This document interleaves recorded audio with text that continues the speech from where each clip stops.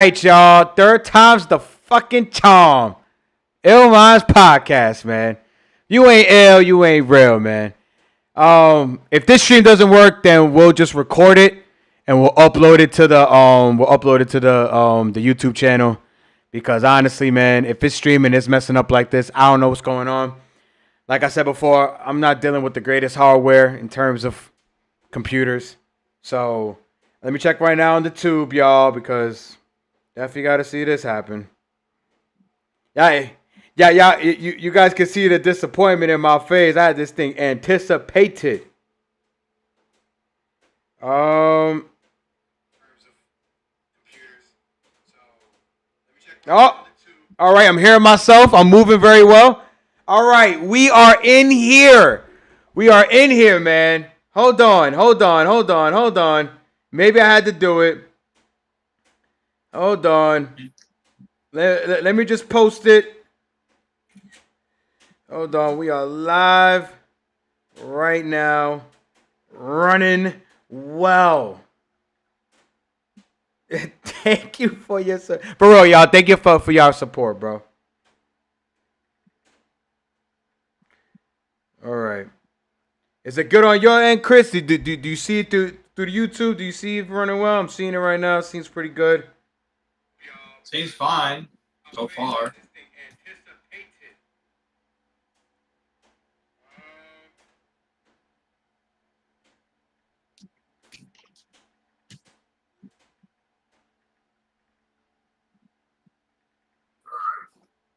Is it good on your end, Chris?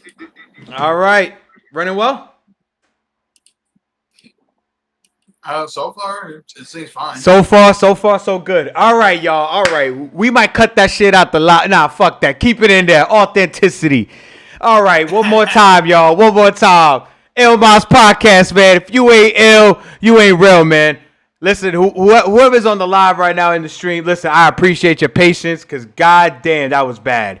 I don't know what was going on. I probably had to lower down the FPS values, whatever, for the stream, and it completely just work wonders now. It's working very well. I'm not gonna do the images and all that right now because honestly, I just want this to be smooth. You know, it might buffer a little bit, but as long as everything is pretty well, fine. All right, so look, let's do this, y'all. Listen. First things first, let's talk about the Gollum Developer one more time. Christian, take it from here while I work out some of the things right now. All right? Yeah. Mm-hmm. All right. So as we said before, the Golum devs basically they're shutting down in terms of development, and they're mostly just focusing on just publishing and marketing, and on sales on the gaming industry. In their part, that's all they're focusing on now since the horribly bombed that was the Golden game, and it's reported that about 15 people got laid off in their job. They say they're going to give them new opportunities, but we're not fully sure on that. And this is obviously expected. Most times when even big or small game development groups, bomb on their games, things on big publishers, they usually end up leading them to shutting down their entire companies. It sucks, but that's how it is in the gaming industry. We almost had Redfall was a good example of this. That almost happened, but Microsoft said that they are giving them another chance, despite the fact that they completely bombed on Redfall. Well, but because bombed abomination. Because Arcade Studio has a really big reputation on their games, and just because they messed up one time, it doesn't mean that they should just completely shut down after that. Yeah, which I appreciate Microsoft doing, but for something as small as this group, Dialect Studios, Dialect Entertainment, it's not that they're not a big group. They just been making small games, and this one was just the biggest flop they ever had. That ultimately led to this decision for them. So I hope all the high hopes and prayers for the 15 to 25 people that got laid off. Hopefully they find something else. Dude, but you gotta admit though, the fact that they are exactly. We keep it a stack here on ILLMIND's podcast, man. This game is fucking trash. It's fucking it's horrible. I mean, you haven't seen. I didn't even want to play it when I saw the fucking trailer. I was like, dude, this don't even look interesting. Because there's games out there that, you know, it may not be your cup of tea, but when you see it, you're like, huh, the community may like this. You know, the community that loves these type of games will love it. It looks like something like that. Dude, it looks bad. It tries to be a stealth Lord of the Rings action adventure that fails on performance, graphics. I don't even know what the storyline probably is. It's probably even worse than what people perceived it to be. I've heard so many things. I've watched it. And just look at it graphically. It's like, if you can't even take the time out to even put wonderful graphics in your game, what makes... And to see the gameplay, too. I'm like, dude, like, your graphics look trash. The stealth doesn't even look engaging. Like, what was you doing? But the main thing that bothers me the most is that you are the publisher also. So why don't you push the game back? Push it back. I'm not understanding that. Push the goddamn shit back. I don't understand. It's not like it's Activision. It's not like it's EA. This is your fucking product. And then you come out with it and you go, all right, well, after like the first month. Wait, actually, no. Has it even been out for a month? It's been, if I recall, it came out in May.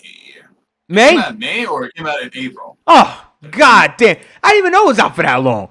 Whatever. That bad. That bad. Oh. Lord Jesus, help me. Shoot. Yes. Dude, listen, man. Dude's got to stop, bro. If you want to be a game developer or anything like that, please, if your voice is not heard, let it be fucking heard. If the game ain't ready to be launched, don't launch it. Don't. You waste everybody's money. Listen, if they're quitting development on this game, I know that there's something out there I haven't read it yet. Probably people are gonna get refunded. There has to be. If you're quitting development, then you gotta give them refunds. So let's see what happens. Horrible. May 25th. That's when it came out. Oh, it's funny. It actually came out the end. Came at the very end of May 25th. Okay. But yeah, that's when it came out. It's funny because also Redfall came out the same month, but early. Mm-hmm.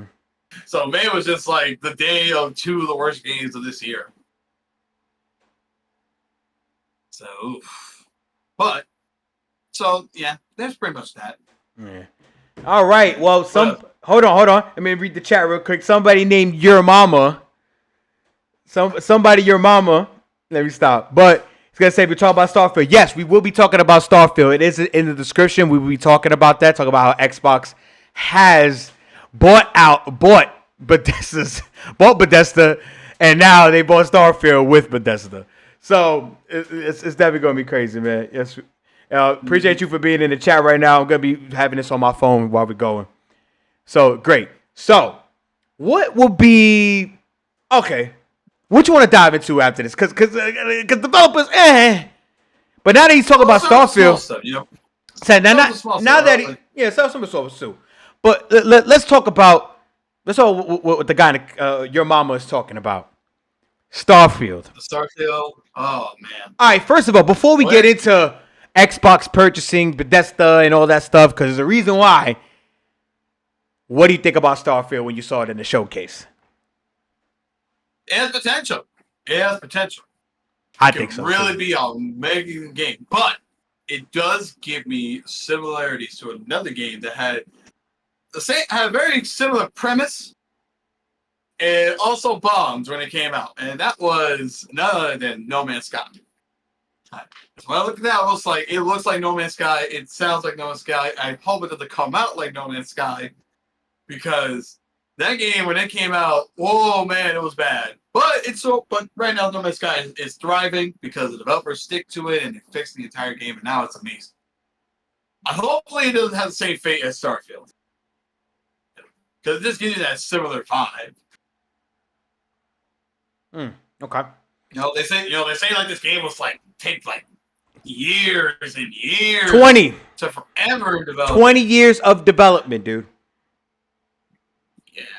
20 years of development.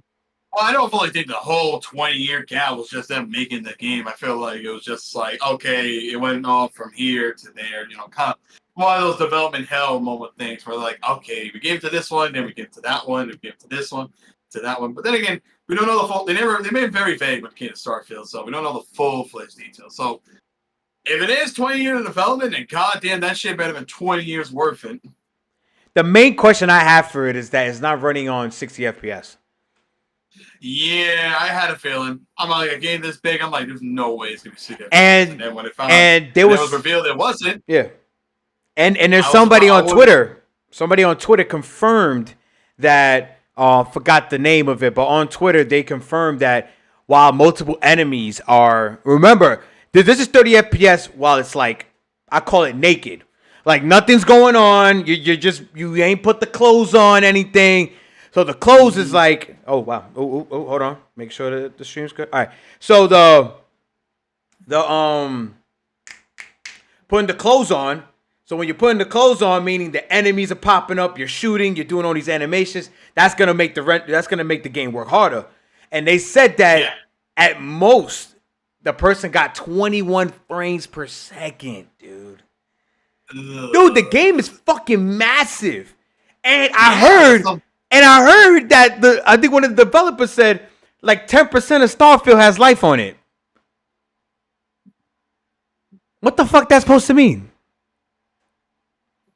It means 10%. You want to go? It means 10%. You're gonna see people, and the 90% is just gonna be emptiness. Like, I swear to God, I'm like, what is it gonna be? A daily updated game? Is it gonna be a weekly updated game where there's more life coming into the game? I'm telling you, it sounds more like No Man's Sky every time you're hearing shit. All I'm saying is this, brother.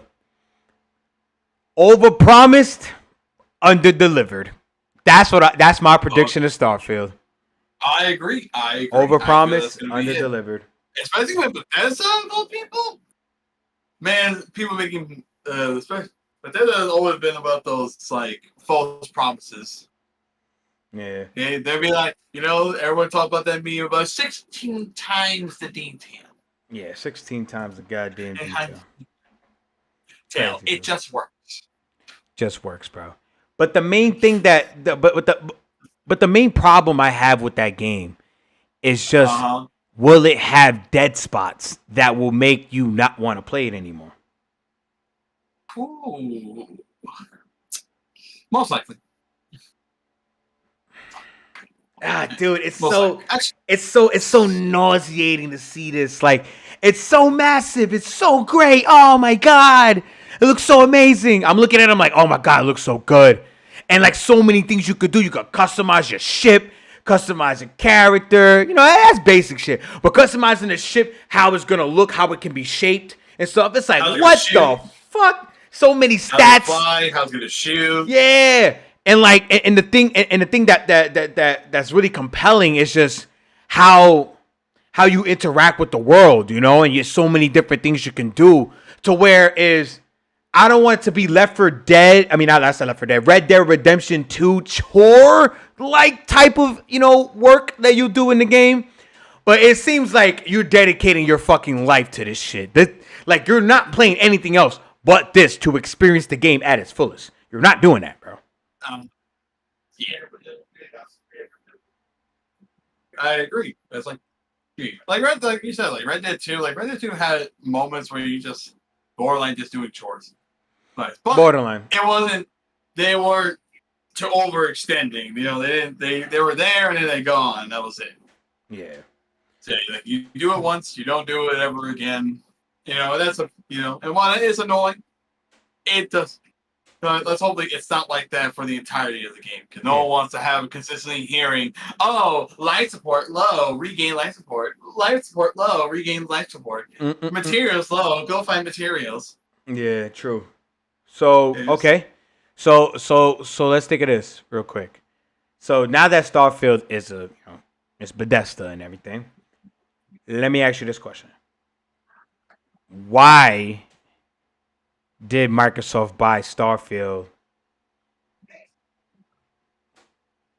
Why did they buy it? Oh, why did they buy it? It's simple, because Sony tried to buy it off.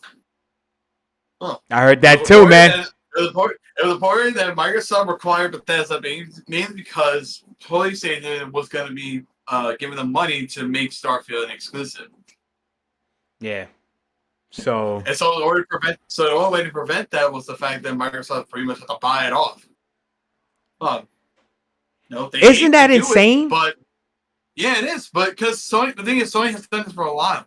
They've done this many times with games. They're like, oh, we don't want you to make it be exclusive at first. We're gonna make it PlayStation exclusive at first, and then eventually, after like a year or two, then we'll put it into other consoles. Then you put it on other consoles. But for now, make it just an exclusive for us. Yeah. They've done this a good amount of times. The console wars is different, man. The console wars hasn't become who has homegrown companies that's gonna make these best exclusive games, because PlayStation has already won that fucking battle. Naughty Dog, Santa Monica, Insomniac. They're just blowing Microsoft Studios out the fucking water. And what I mean by Microsoft Studios, I'm meaning the companies that they development companies that they own, that they tell them to make these games. Gearbox.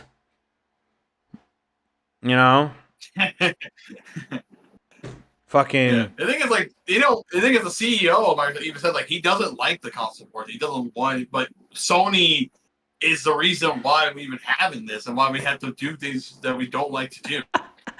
Cause listen, man. Phil Spencer's afraid, man. He's I don't want these console wars, man. I don't. You already beating us, man. I don't want you annihilating us, because the thing is, Microsoft is the monster in this. In terms of who's more powerful, Microsoft is. Yeah, technically, Microsoft. They can be dickheads and be like, all right, I could pay way more. If they wanted Bloodborne exclusively, they could have been like, all right, cool. We'll give them more than what Sony's giving you. I'm like, all right, cool. Fuck it. Why not? Ghost of Tsushima. All right. Ghost of Tsushima. We could have done it. We could have said, fuck it. Shit. Yeah. It's crazy to me, man. The ones that make fucking Horizon Zero Dawn 2.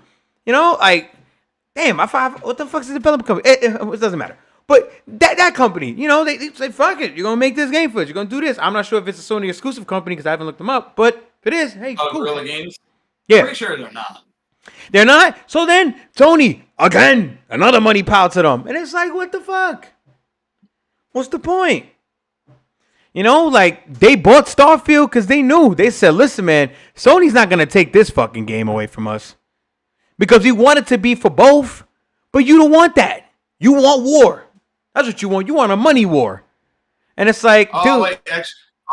Actually, yes, they are. They've been bought out? They're a first-party video game developer based in Amsterdam, and it's part of PlayStation Studios. Okay, cool. So PlayStation owns that one. Cool. Homegrown studios within PlayStation's community. Cool, dope, awesome. But games like that, come on, dude. Sony was really trying to say, fuck you, Xbox. Come on, man. And let's be honest, Sony, you guys got fucking annihilated when it came to the showcase because the Game Pass is ruling everything. But that's a discussion for another day. That's a discussion for another fucking day. But goddamn, the Game Pass is fucking elite. Good. It's an elite thing. But I think with Xbox purchasing Starfield is a very, very risky W that they're trying to get. So because the game doesn't look crazy pos, and it's coming out when? September? And the way the game looks and you're saying it's only 10% of life? I don't know what that means. What the fuck is that supposed to tell me? I'm not surprised if we heard some reports saying it's getting delayed. I hope it does. Because damn, it looks so promising, but it will suck because they had a whole Starfield showcase separate from the showcase of Xbox. There's no way you're doing that. Mm-hmm. No way you're doing that. All right. I think if they didn't want to do it, they didn't want to buy it. Yeah, of course. Sony put them in a corner. It's like, we're gonna buy it. Like, no, we'll buy it because y'all just want to make it just exclusive and take all it for yourselves. But that's the thing they want to do. Is that the thing is because Sony has to get these exclusive because they know Microsoft has all these games. They're gonna thrive more. So they're like, shit. It's like Sony got them exclusives, but we make way more money because we're a multi-billion-dollar company because we're Microsoft. We pretty much own every computer. Yes, sir. It's crazy. All right, on to the next one. Let's talk about another game by Bethesda.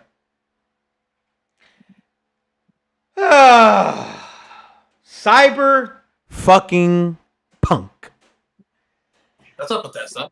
Sorry, not Bethesda. Let's talk about another development company, CD Projekt Red. My bad. I'm still talking about bum ass Bethesda with Fallout and everything. Fallout 76. Come on, you just make another Fallout 5 or make one that's similar to New Vegas. So just do that. What? You want New Vegas? You know. So let's see. But let's talk about CD Projekt Red. So in CD Projekt Red, they came out saying the most bizarre shit I have ever heard a company even say when it comes to a launch of a video game. That was so bad. That was so bad that PlayStation took it off the store and physically gave refunds to everybody. Get. You're telling me Sony, that's trying to make money, says you came out with a shitty product because it's so buggy. We had to give people refunds. We forced you to stop making copies of the game until you fix that shit. And you want to come out and say, we thought the Cyberpunk launch wasn't that bad. What do you mean? What do you mean? Yeah. Are you dumb? They came out. Bro, you gotta be full-blown. Like, yo, bro, your brain cell? No, sorry. Yeah, the brain cell. Not the cells. The cell. Singular. That shit's not working for you right now. Even the one cell you got in your brain didn't work for you. Because, bruh, how do you come out? Dude, it was so bad. So bad that y'all had to make Phantom Liberty in order to gain people back. Even more. Because you came out with an awesome anime that I don't watch. But everybody said that's the reason why people came back to Cyberpunk. That's the one. So that gave you time. Hold on. Let me finish my thought. It gave you ample time to patch the bugs. Because it's not the game in general. It's the bugs in the game. The crashing. The constant crashing. Everything. Glitches. You get in the car, crash. You shoot a gun, crash. You get to a certain level, crash. You can't even finish the level, crash. Like, dude. You come out with the anime, people come back. Now you come out with Phantom Liberty. Now people are like, oh my God. The game's actually functional now. After a year plus. It takes you that long. That goes from a different conversation that we're having another episode about people coming out with unfinished products thinking that shit is going to fucking sell. And I think people are tired of it.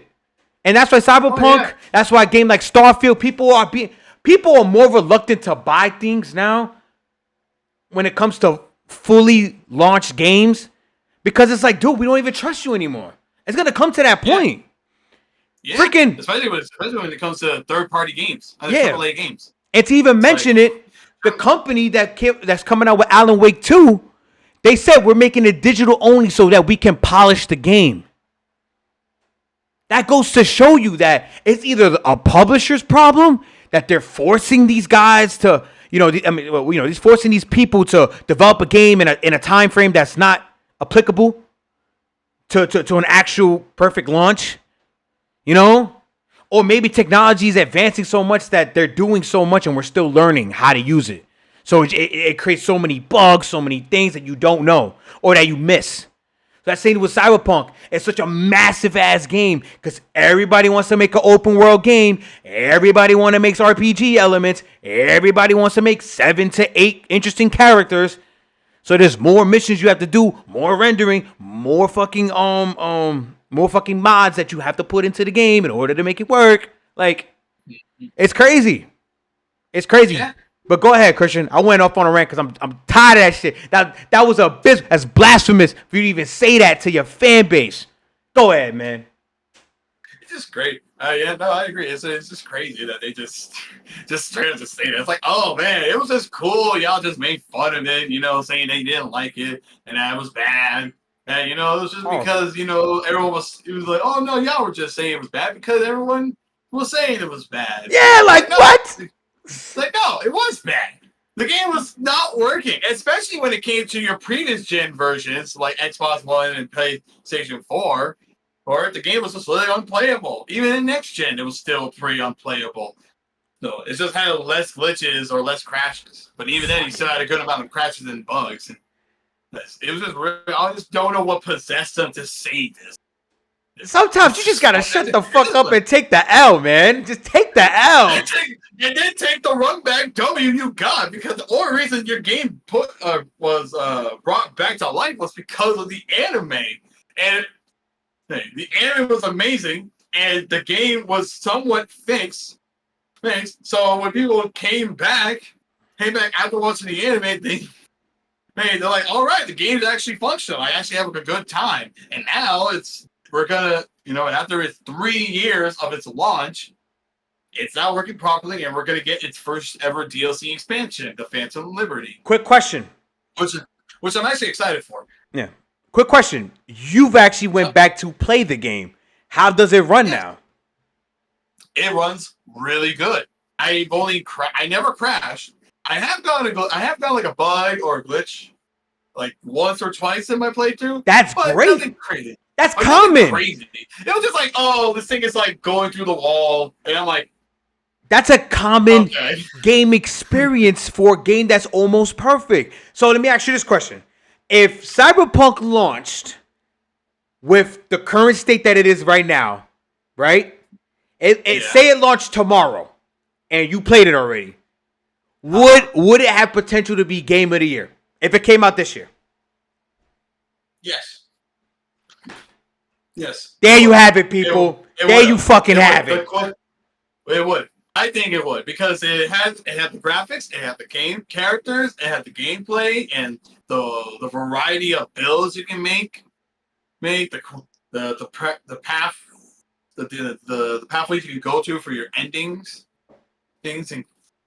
It was really a good experience. I mean, I'm also thinking of replaying at one point just to do like a different build or a different playthrough, different pathway in the storyline. Yeah, because I heard there's so many different endings you can get. Yeah, one of them was really hard. The true I don't know if it's called a true ending, but it's Face the Reaper ending. That's like the hardest one to get because you have to do like very specific things. Cool. See, but that's the thing. That's the you know what? That's the thing that I have with game developers or publishers, whatever. Dude, if it has potential, push it back. Again, push it back. Because if you would have came out with the game that you have right now, currently constructed right now, patched up and all, people would have said, oh my God, this could win game. I forgot what games came out that year. But if it would have came out that time in this state, you would have been like, oh my God, this game's definitely probably Game of the Year. I was wanting to play it, but then I also said to myself, I said, I'm going to wait, because if it's buggy as shit, because how it was anticipated, it was supposed to be a game, like game of the century type thing.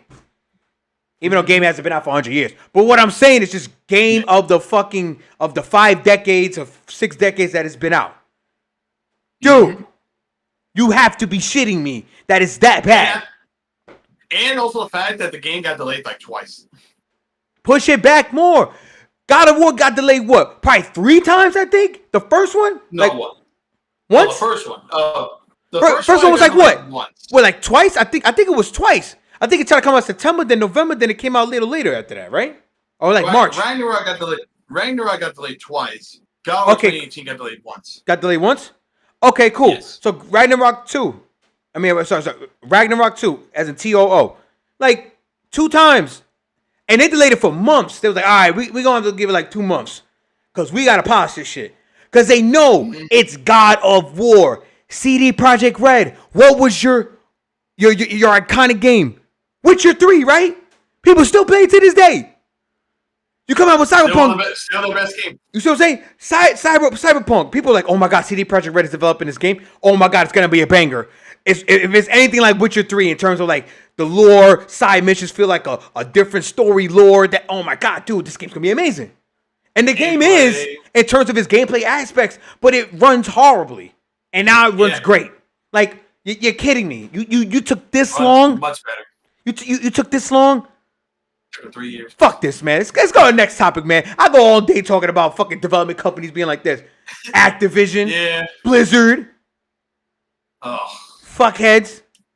We'll get to those. The developers of Redfall. Like, come on, guys.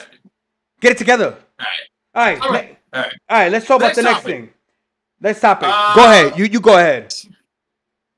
I'll say, okay, this one's gonna be short, but sure. The popular game series, not game series, popular indie game, Among Us. The mobile game, baby. PC game too. It's a mobile game. It's also PC. It was a PC game, but then it got to the mobile games, and now it's also on the Switch. Oh shoot! I forgot it came out for Switch. But go ahead. Mm-hmm.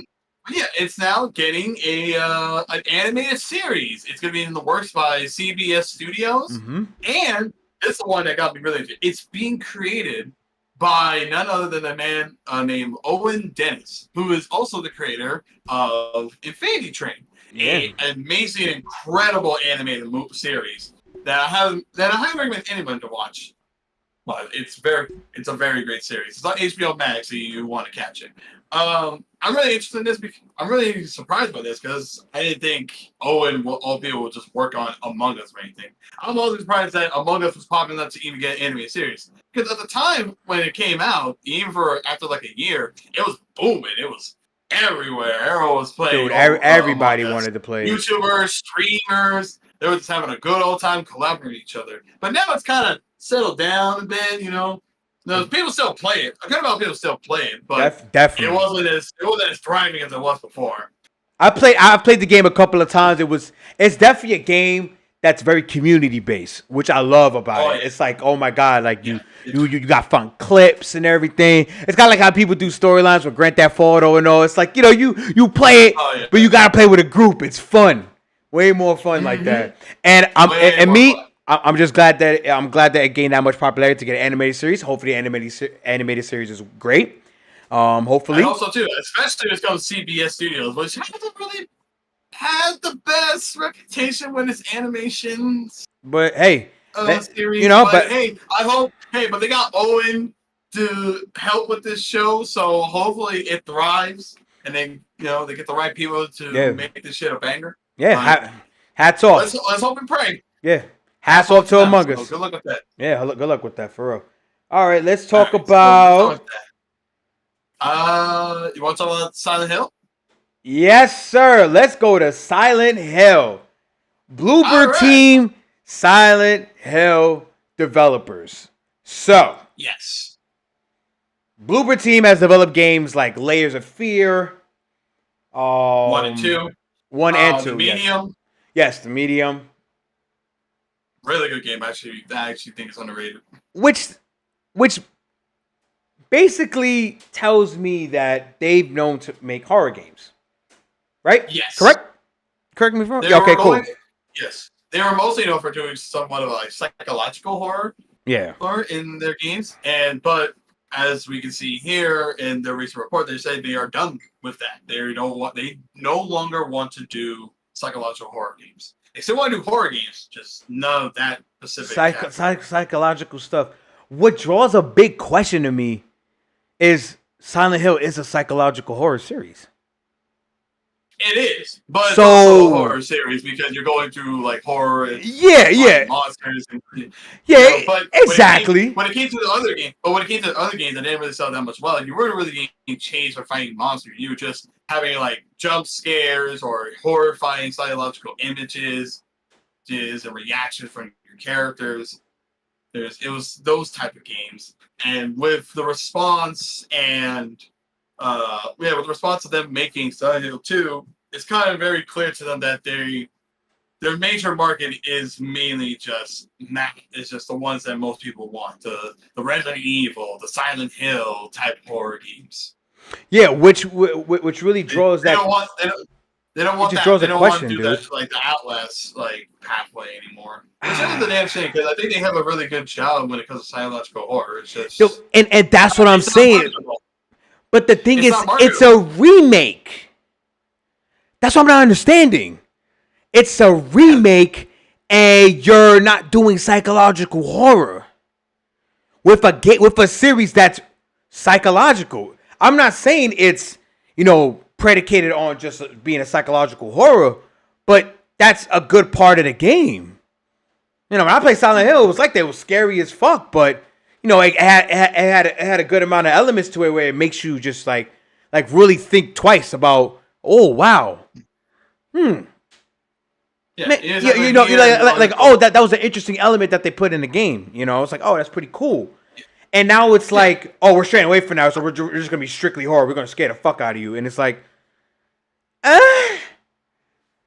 lot of PC games are like that right now. A lot of people play games like Amnesia and all that stuff. It's like, all right, Friday's a Freddy. It's like, all right, you're trying to scare the shit out of me. It's like, how well can that do? Kind of like how people talked about, the recent Resident Evil, The Village. People saying, it was people say it was good. It wasn't like crazy. But it wasn't like knock your socks off. Oh, this is the best Resident Evil game. No, like it's not like that. Oh no, definitely not after 4. 4 remake. You know what I'm saying? Like kind of like Resident Evil 2 remake is crazy. Like that was like that's phenomenal, dude. You know what I'm saying? But whatever they want to do with that, I hope. We've been waiting for a Silent Hill game for a long time.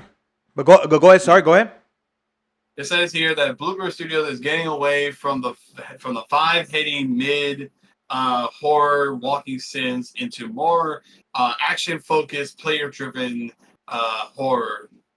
They're focusing on the story and focusing on mood, then focusing on graphics and music.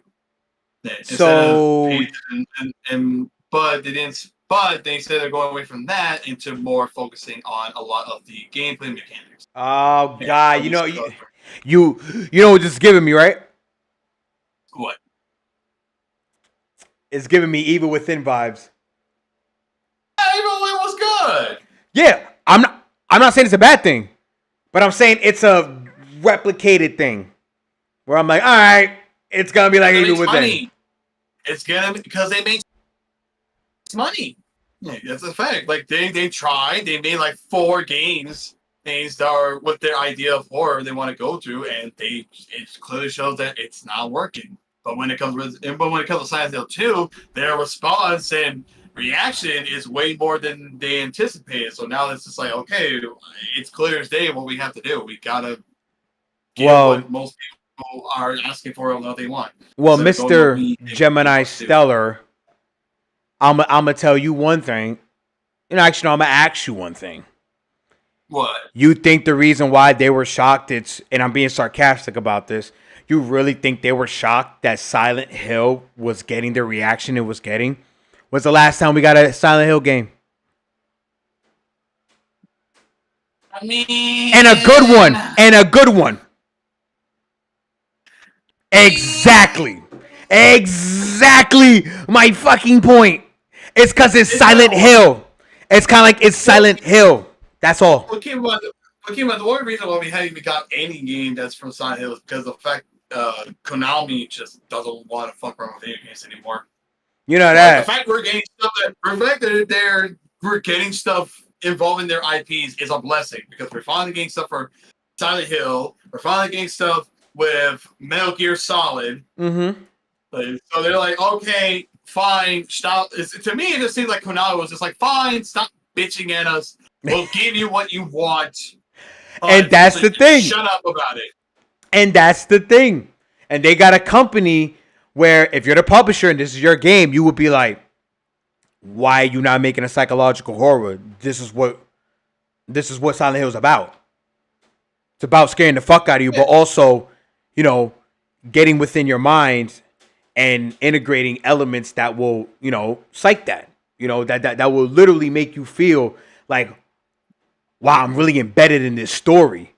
And these cool elements that they're throwing in the game, it makes a lot of sense, So the fact that Konami's like, fuck it, yeah. You don't want to make it psychological? Fuck it. You want to make it dumb, horrifying? Cool. Let's make it a dumb, horrifying game. Let's be simple. I walk down the hall. It pops out. All right, cool. Fuck it.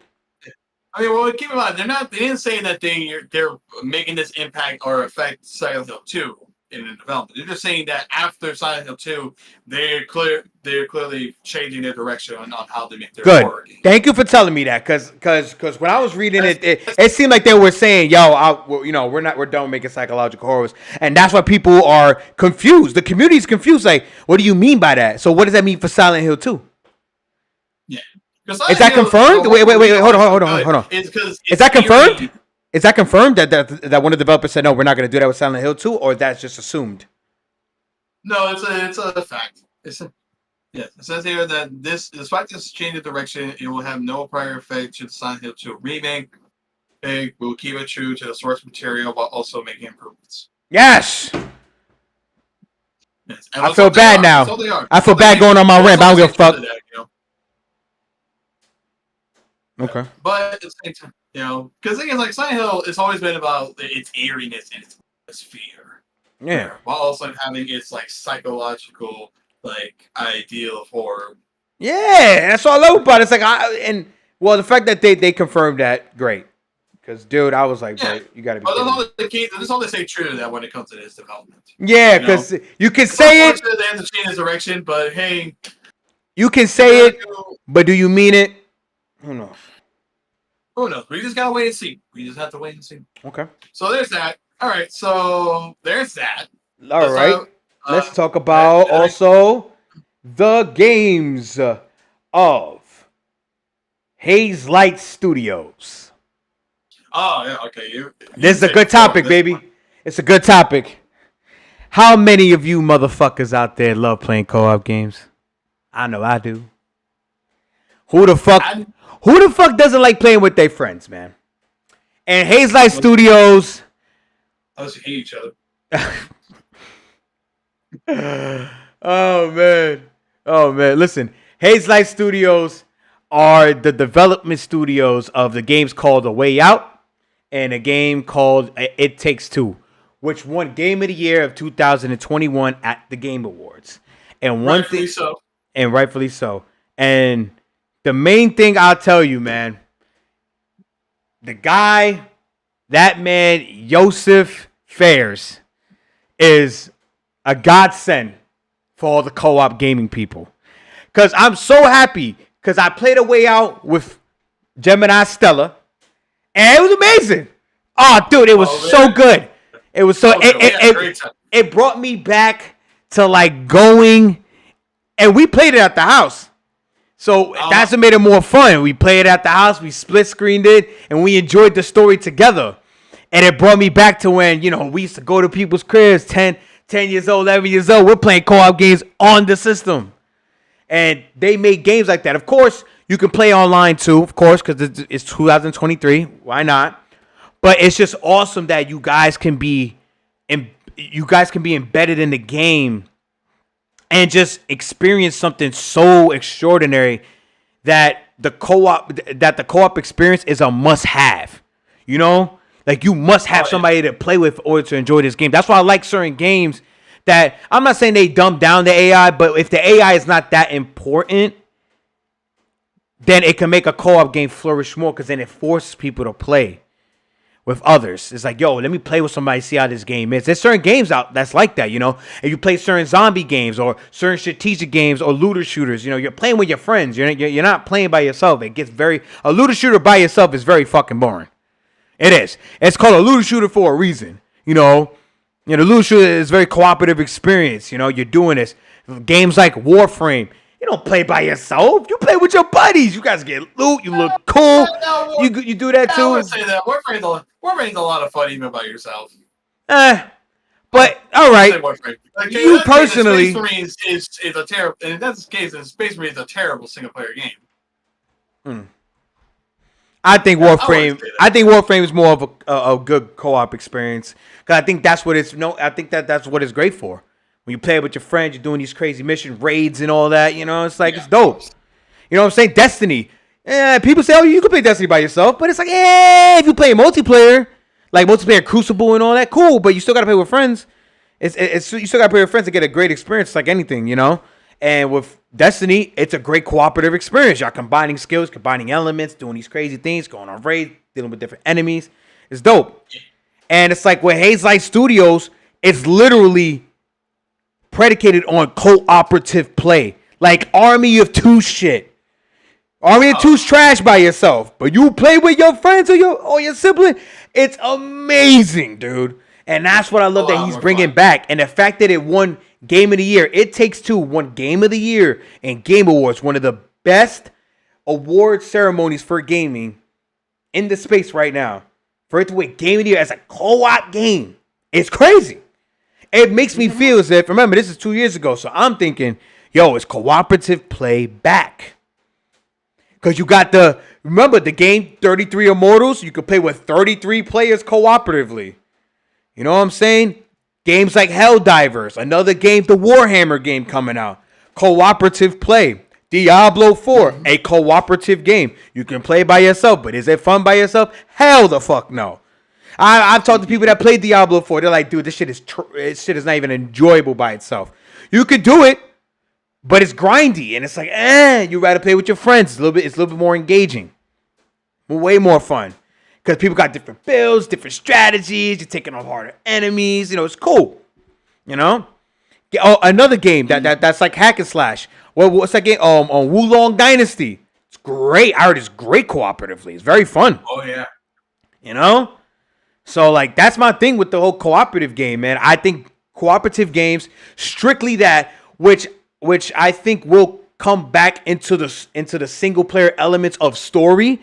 That's why I like co-op story games, because I think it's fun as hell. Remember when Call of Duty used to have the split screen campaign? I think you can still do that. But I don't play it, but I'm not sure. I'm too ignorant on that part. But you know, you used to play co-op and it'll affect both of you, and it was dope. Like, oh, y'all playing the game together, split screen, and it's dope. You know, y'all going through the same things and all that. It's pretty cool. Y'all both react to it.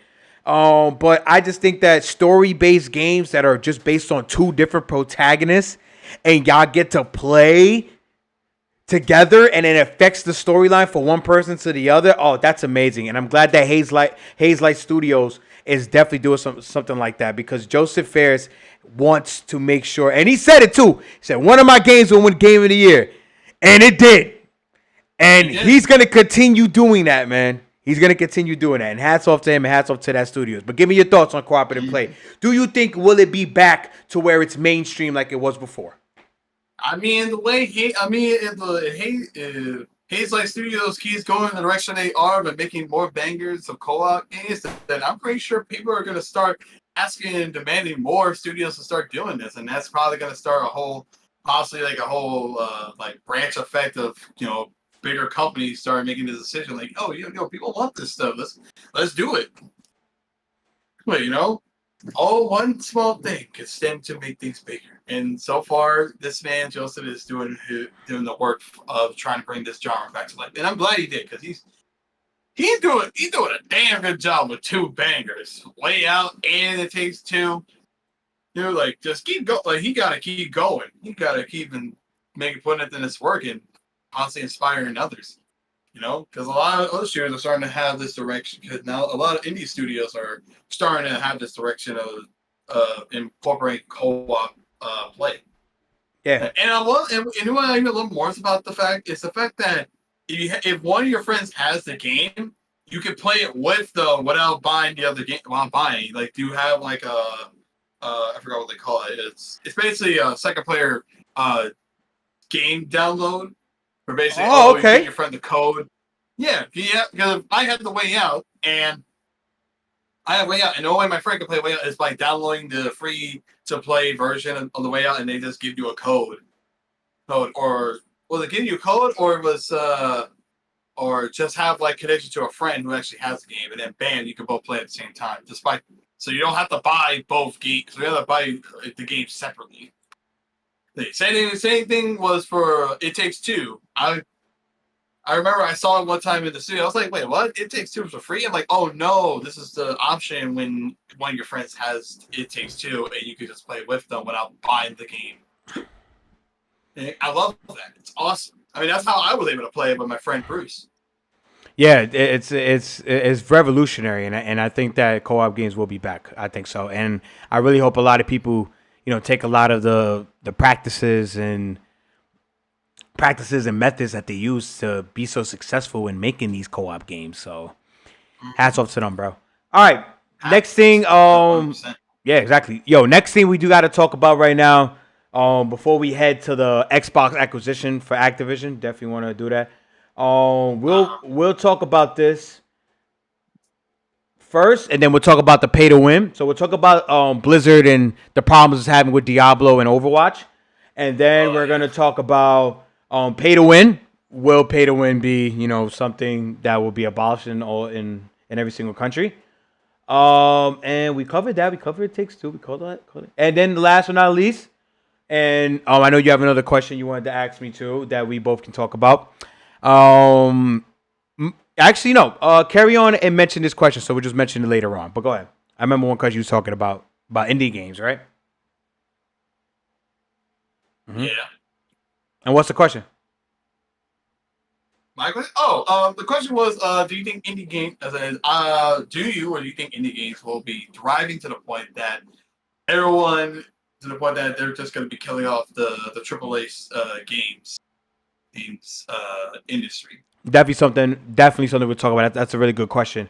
And then last but not least, we're gonna end our episode on Game of the Year predictions so far. Oh yeah. So far, baby. So far. All right, cool. Crazy. Yeah. So all right. Let's start off with Activision Activision Blizzard and having problems with Diablo 4 and Overwatch. And I know that you have a lot to say about that, so I'm gonna let you go first. Go ahead. All right, let's start with the Diablo 4 stuff. So Diablo 4 has been recently having a lot of server issues. Diablo 4 came out as to be like pretty much an online only game thing. So you have to have an internet connection to play the game. I don't know why they thought that was a good idea, because there was going to be some obviously glaring issues specifically with this. It's server issues, and there's been recently for the past 2 weeks, people have reports of the servers going down or their disconnections, killing off their removing and sometimes deleting their characters while in game or out game, while they're in game or they're just in the menu. A best example here is Diablo 4's first ever hardcore level 100 player died through a disconnect. After playing, Karn's Barbarian lost to a disconnection death after 82 total hours of play. Damn, dude, you got no life, bro. What? No, just saying, side note, he got no life. Damn. Oh, damn. Man, don't be like that. So, hey, it was a straight aim, man. Don't be like that. Nah, yo, hats off to you for making level 100, man. But damn, 82 hours? Oh, my God. Well, granted, Blizzard did promote and say hey, congratulations to make it to 100, and he's still upset because despite the fact that he got he got the clout basically for this, he's upset the fact that he lost all that rare loot he got from that 100. Oh, and he got punished for that? Basically in the game? My God. Okay, I'll be pissed. For context you don't know, in Diablo 4, in hardcore mode, if your character dies, they die permanently. Okay. So you pretty much have to go through the whole game deathless. What?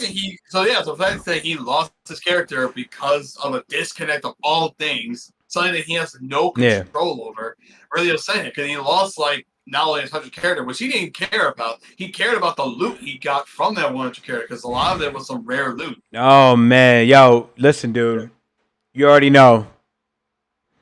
Hats off to you, man, for grinding for so long. But I am so sorry that Diablo fucked you over, dude. Oh, that is just, dude. I will be pissed. The amount of hours I put into playing Call of Duty. Let me stop. Call of Duty, 2K, You know, and maybe any other game I'll get addicted to. If I was to lose all that rare shit that I've bought, even though there's no rare shit in fucking both of those games. But if there was some cool ass shit and I lost all of that, bro, oh my God, I will lose my mind. Especially if it was cool ass loot for grinding so well. Like, oh my God, bro. Different. Oh no, but it gets worse because like during like the last 2 weeks, they're having server issues with an error code 300202, and it was happening for like a week, and people just could not log in at all. You know, remember this is an always online game, so your servers are just fucked and just not working. Yeah, and no one's playing your game. Hey, you know, and it's brought up to a lot of people demanding and asking. Like, hey, why the hell you don't have online mode? I should be able to play this game by myself offline. Why do I need an online connection to play this game? Yeah. And then it gets worse because eventually, last week they got a DDoS attack, pretty much rendering the game unplayable for hours, which accumulated to days. Damn. Which also led to people losing their characters, having their queue times be like hours, or just having the game not able to log in at all. Oh, so players were literally just not able to play throughout an entire week because of stuff like this. Wow, and dude. it's gotten fans and players just upset and angry at Blizzard, just be like, why the fuck did y'all just make this game online only and not give us a offline option? This is ridiculous. It's crazy. The fact that people are losing characters and loot and all these other things that they progressed on is definitely unacceptable for Blizzard's part. But you already know how Blizzard rolls. They don't really care. Yeah, it seems like they're showing a lot of non-caring elements into their thing. Yeah, like they usually do. Yeah. No, and so there's the Diablo stuff. Then there's Blizzard with their Overwatch 2 stuff. PvP. So PvP. I'm sorry. PvE. We're not doing it no more. PvE. Oh, we're doing it now. What the fuck? Go ahead. Basically. So Overwatch 2. The whole reason why they backhanded shifted. Keep in mind, the whole reason why they shift this game to Overwatch 2 instead of Overwatch. Since Overwatch 1 was a thing, and then they said, "Oh no, we're going to completely redo the game." Pretty much redoing, revitalizing the games, and now it's becoming Overwatch 2. Again, my Overwatch 1 is gone. Players were forcibly going into Overwatch 2. So there is no way to play Overwatch 1 or anything like that. So they also had all these promises saying, "Oh yeah, we're gonna have this hero mission mode where you can have your character, they have the specific character for the mission, have these skill trees and story and all that stuff, have this cutscenes and voice acting. It's gonna be awesome." So, and then a few months ago, they said no. But now we're not doing it. We're not doing it at all.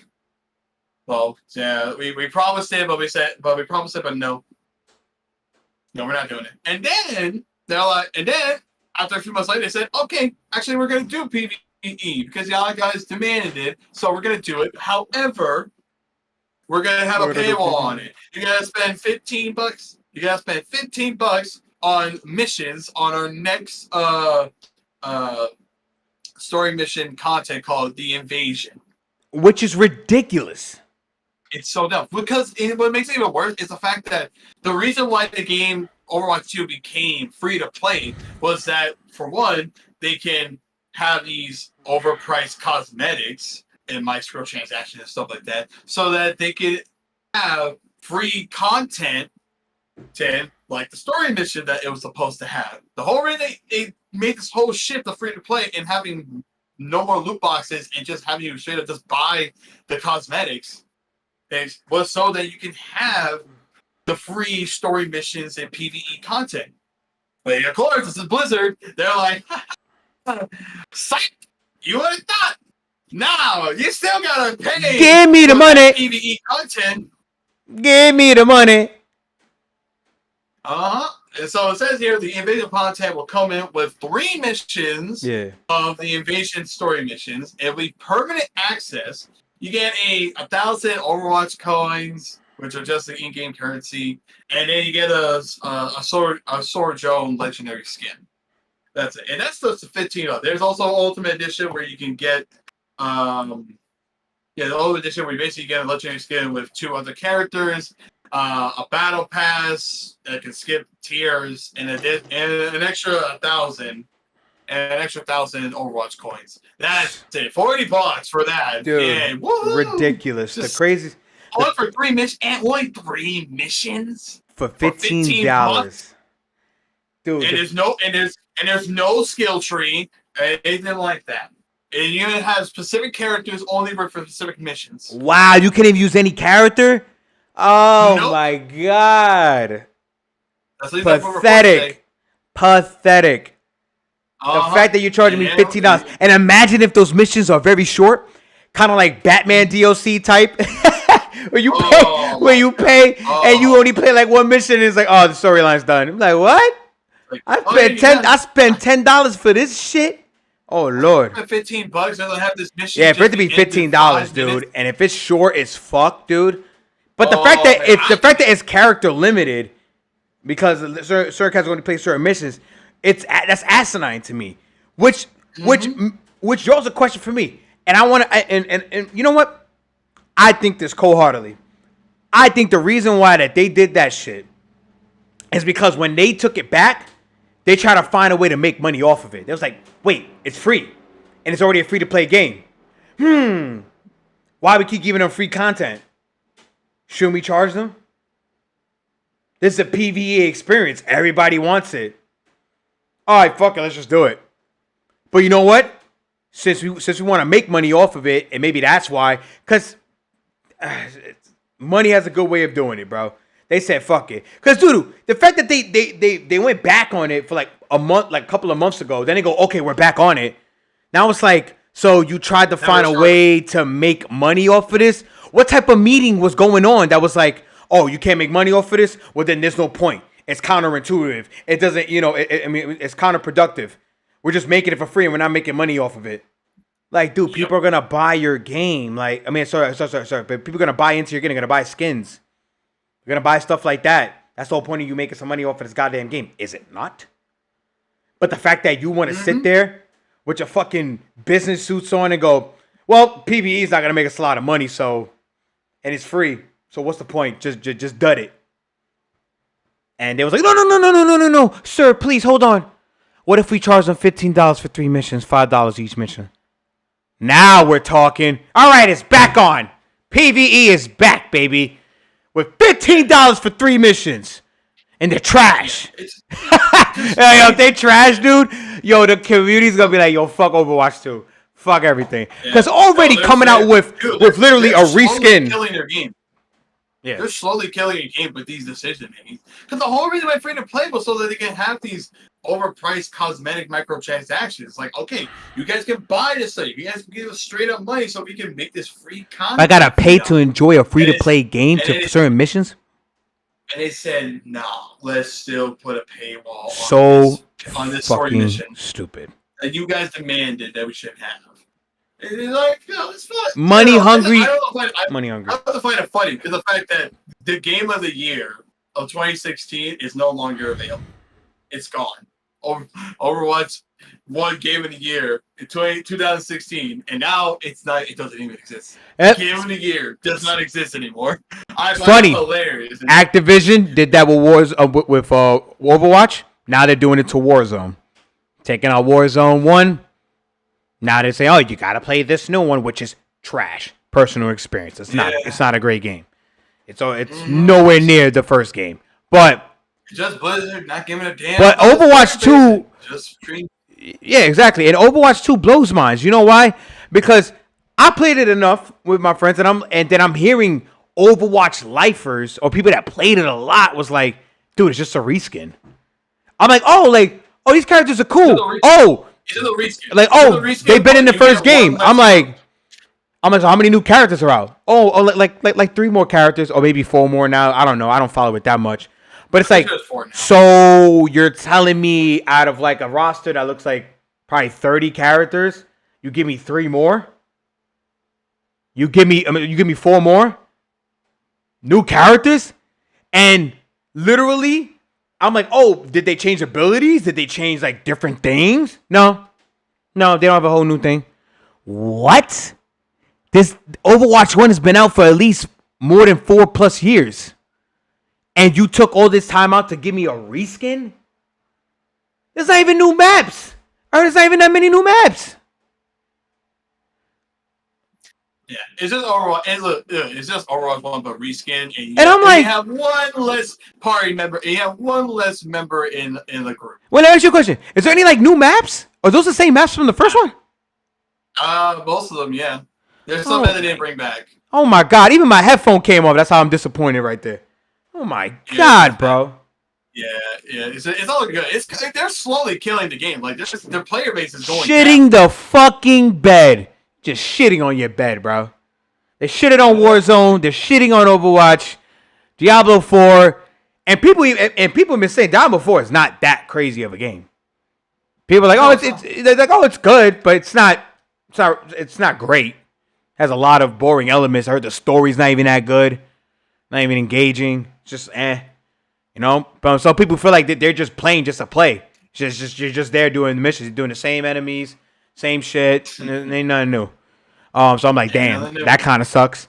But with that, Activision Blizzard's getting a lot of fucking crazy shit. I mean, a crazy backlash from a lot of things, and they seem like they don't care. Activision seem like they do not care. Which brings us to our next thing: Activision being bought out. Being owned by Microsoft. Yeah. Now, give me the details on that. I'll give you the details on it. So, if Microsoft will acquire Activision Blizzard for $95 per share, which give you an accumulated total of $68.7 billion for them to buy them out, right? So, with that, Microsoft will be the third largest gaming company by revenue, behind Sony and Tencent. And they will own like studios like Warcraft, Diablo, Overwatch, Call of Duty, and Candy Crush. And I played Candy Crush recently. And Candy Crush to me feels like a pay-to-win fucking game sometimes. There's certain levels that design you to like keep grinding, keep losing your life, keep waiting, then play again. And then the odds will be in your favor. But if you buy like I don't know what the fucking shit is called, but like the Super Candy Crush Ball that gives you the multicolor shit. Then you gotta buy like the UFO and all that to like help, or buy more turns in order for you to finish a level. It seems like that with certain levels where it's like it's just pretty give you to pay, even though you could still like be reluctant and just still grind it out, but it'll take you a while sometimes unless you're insanely good at the game and you know the algorithm. Insane. But yeah, it's like and Bobby Kotick, which is the CEO, they will be, of course, they're going to be there trying to strengthen the company's thing and all that. But I heard Bobby's going to leave. And everything like that. But Phil... that guy's a piece of shit. Yeah, the guy has not given a fuck at all about the games and doesn't really care about anything. But those are the numbers of it. I don't really care about that. This is the main question I want to talk about is... Will Microsoft make Activision games better for the gamer? Not towards money. And from the looks of Phil Spencer himself, I think Activision would be in a great place if Microsoft bought them. I do think they're in better hands. I do say that. I'll say they're in better hands, but it depends. But I have to see.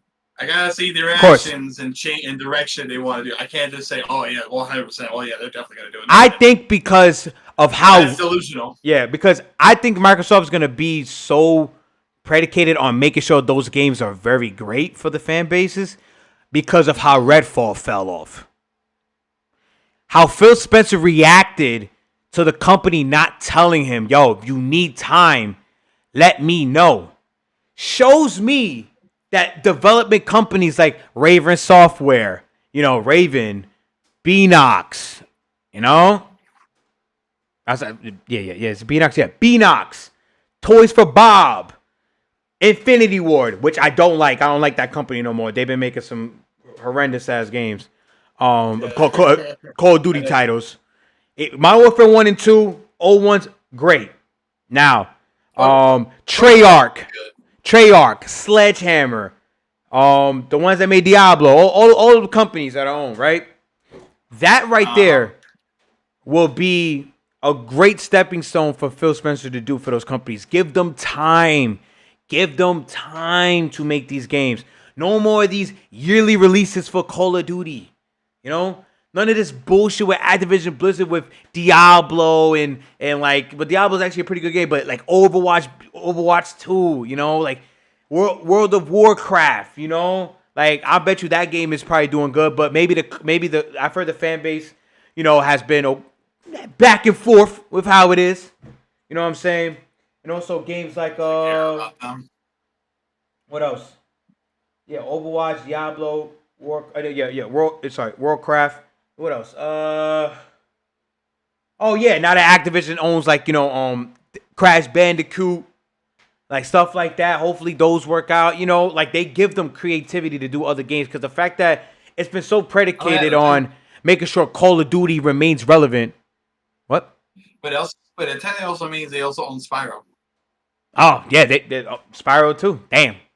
Well, sorry, Chris. Oh shit, we're gonna take forever to get another Spyro game. Yeah, so yeah, listen, man. I just think that they need to stop making these companies focus on one fucking title, which has been Call of Duty. Toys for Bob, Beanox, and Raven and Sledgehammer's working on a map for Call of Duty. Oh, Call of Duty. No, have strict companies work on certain things. The companies that have made it work, which is the Black Ops series. Black Ops series has been amazing. Let Treyarch be the Call of Duty makers. Sledgehammer too. I think Sledgehammer has made some pretty solid games. Vanguard was a flop, but World at War was good with Treyarch.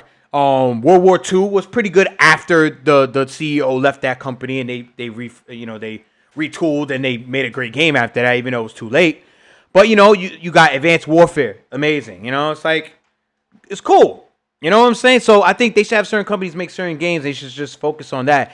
Or have all the companies work on one Call of Duty title type shit. I know that's a reach, but it's like if you want it to be one massively great game, or make Call of Duty just a service game. Where it's like yearly and it's getting patched, you know? There's so many new upgrades to the game and everything, like Fortnite does.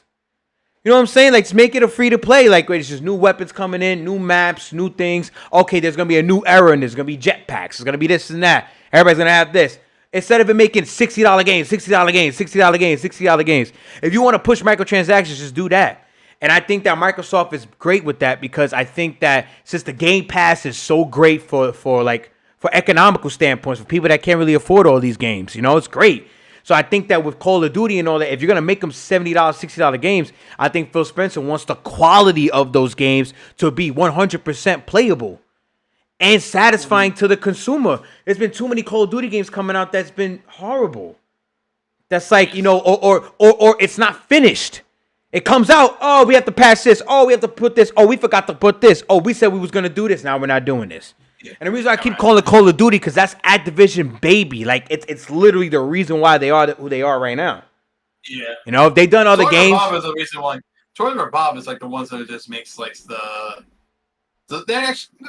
Yeah, they're the ones that made the Crash Bandicoot game. Yeah, Crash Bandicoot and everything. Yeah, and trilogy, Granite Trilogy, the Spyro Trilogy, and Crash 4. But they did a phenomenal job, and I hope they keep thriving. So hopefully with Microsoft's influence and backpedaling, they can thrive. They can thrive, man. I think Microsoft owning them is a great thing. I don't like, you know, of course, big companies taking over other companies, but if a company's like fucking the consumer over, fuck it. If another person can take over and make it consumer friendly, I love it. Love it. Yeah, I agree. I don't like companies taking over companies because they can. It's more like, no, we're buying you because we want to do this with the stuff, and we feel like you've been catering too much to PlayStation for exclusivity rights. So we're like, fuck it, we're gonna own it, and we're gonna make these games better. And I'm gonna give the developers more time to make these games. Instead of it being yearly cycles, make them every 2 years. It gives a first-person shooter time to develop, especially with a new engine that they have, and with the Unreal Engine, Unreal Engine, putting it being implemented into games now, even though they should have been implemented a little bit before. But I guess Unreal Engine is a very powerful thing, so I guess they're just trying to work it out, trying to see how it is. But who knows? Yeah. But yeah, I think it'll be great. So, quick thoughts with you. Do you think Microsoft acquiring Activision will be a great thing overall? I say yes.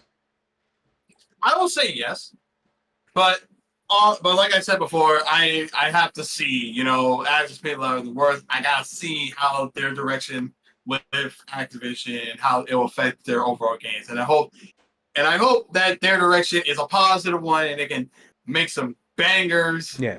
And not consistently fuck up and piss people off.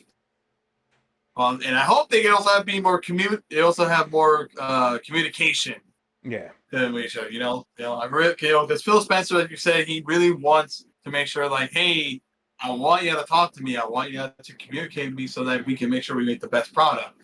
Because Microsoft needs some stuff, like it needs shit to, keep thriving in terms of the gaming side. So yeah, these miscommunication is going to end up hurting them more. Yeah, because what's been keeping them afloat is the Game Pass. I think it's an amazing. 100%. The Game Pass is like their golden pig. Right. That shit is so fucking good. It's so good. It's so goddamn good. It's so goddamn. It's 100% worth it. Especially the fact like they're also including games that are coming out. Yeah, consumer friendly, dude. It's like. Makes me want to get an Xbox. And the pricing too is just like, yo, you can't lose. Yeah, bro. Yo, it's way better than what the fuck Sony and Disney. I'm about to say Disney. Sony and Nintendo are doing. Yeah, so. Like Nintendo got that voucher stuff, and like okay, it's cool. You get to buy a $60 game for $30 less. Like that's all right, but it still costs like $100 to buy 2 vouchers. So hey. Well, listen, I hope that Xbox does right when they do acquire them, because it seems like it will happen. It's just a lot of technical shit that's going on. So hopefully that happens. Yeah. It's always been complicated. And Activision doesn't want them to, but it's like, nah, fuck it, boy. We got you. It's like, nah. We want that. And we're gonna fire all the motherfuckers that have been making this shit trash. Bye. Yeah, bro. I hope that too, bro. Some people need to get clipped out of it. It's gonna be that scene from Spider-Man 1. It's like, when Osborn's getting fired from his own company, so he'd be like, "You can't do this." Yeah, it's crazy. Story is coming. Yeah, man. Like, hopefully it goes well. Next thing. So you talked about indie games. What about? This is the second to last. This is the second to last topic, everybody. My brother has a question about the indie games. Reiterate that question again, brother. Basically, do you think indie games are slowly killing the AAA gaming industry? Yes. Personally, I say yes wholeheartedly, because I may say it because the fact that with the round of, as we've been talking about all these games, about these big companies having these bad releases and just treating their fan base like trash, and just overall just pretty much just doing all the wrong things to have your product be selling well and thriving. Indie games have been getting a huge uprising because people are starting to realize, like, yo, like, why trust these big company games that are selling me $60 to $70 of a product that I'm not even fully sure it's even worth, compared to an indie game studio or team that were funded either by Kickstarter or just a small indie development studio in general, like Devolver Digital is a good example, or IT Creates. These guys make some banger of games, and they're only like, what, sometimes 15, 20, 25, sometimes even $30, more than half of what these big AAA games are selling, and they're obviously way more worth than your time and money. I played a lot of indie games, and I played a lot of good ones. Also, I'll say some bad ones. I'm not saying you should trust every indie game that's come out. Some beggars can't be choosers. Yeah, man, you got games like fucking Hellblade, bro. I wouldn't say Hellblade is an indie game, really. You don't think so? I It was like a 30. It was like a $40 game. It wasn't a full blown title run. Yeah, but I'm still pretty sure it's still part of the AAA studios. Let me double check. Or it could be a double A game, which is rare. There's not a lot of like double A games. Well, okay, let's talk about one. No, it's made by Ninja Theory. Yeah, Ninja Theory, Quadlock. Yeah, it's not an indie game at all. The price, but it's still a banger. For $40, it was a banger. $40. Okay, cool. I'm still excited for the second game. Forgot Ninja Games. Ninja Theory made that. Cuphead. That's one. Oh, 100%. Best example. That game took forever though, because everything was hand drawn. That one took forever. But Cuphead. It was 100% worth it. It was a banger, and the DLC is a banger. You'll also rage and get angry from how hard it is, but it was 100% worth it. And then there's but then there's stuff like Super Giant games where they making like bangers like Bastion, Hades, and making Hades 2 now. Their first ever sequel. This is the first sequel they ever made, and I'm really excited. Man, then you have what? Transistor. They made that. That's awesome. And there's IDH Parades, which made the Gunvolt series, the Blast Master Zero series. They're thriving. Like, they've been more popular than they've ever been because people are looking more toward the indie games. And even then, you look at Kickstarters. I look at so many like Kickstarters of people making games inspired by other ones. Like there's some that are based take their whole inspiration from Paper Mario, since Nintendo doesn't want to make a proper Paper Mario game anymore. They're like, oh, well, we'll do it ourselves. And they got full crowdfunding in like less than a week. Kind of like that company that did Resident Evil 2. Like that small company that tried to do the remake, and it was like, oh shoot, Capcom was like, wait, come on over here, and we'll pay your ass. True, but that wasn't Kickstarter or anything. No, it wasn't Kickstarter, but it was an independent. But an independent secret project that they just didn't want the higher ups to know. Yeah, it was like independent people. They all had that fear, like the higher ups were gonna come in and be like, "No, you can't do that. Destroy this project." Because everyone's response is, "Are y'all doing it yourselves?" Like, no. Then why the fuck are you stopping this project? Because maybe if they could have used the Resident Evil name, they could have made a game that looked similar to it and named it something else. And I'm like, oh shit, it's a whole indie project. Yeah, that happens a lot too. Where they're like, oh, it was supposed to be this, but they renamed it because the companies were like, nah. But it's still awesome. It's still awesome, right? Like shit. Oh yeah, it is. Yeah, it's still awesome. There's a lot. I'm really happy about that because like I said, a lot of people are starting looking at indie games now because it's just like the pricing is fair, is reasonable, their quality is reasonable, and sometimes they're even better experiences than a whole $60, $70 AAA fucking game. Shit, man! Look at the one that's created a big old esports league with it, Rocket League. Oh, what? Yeah, 100%. Rocket League is a best example of that. And they had no idea it was gonna get that part. It was like, oh, we just had this cool idea. Why not? Yeah. You got Rocket League. What was that one game you did play? Binding of Isaac. Oh, that roguelike game, yeah. Yeah, but Binding of Isaac, the cat game, Stray. Cat simulating game, that was a definitely good example. So Stray was definitely a really good example. So like, that's like the second like indie game for a while that has been in like the Game Awards and the Game Awards Game of the Year nominations. The last one was the last one before that was Hades. It didn't win, but the fact it was nominated was impressive. And then Stray got in there too. Oh, even Shifu. That was an indie game, and it thrived, and it was thriving. It still is. They have a whole bunch of new content now, like a few months ago, and it's really awesome.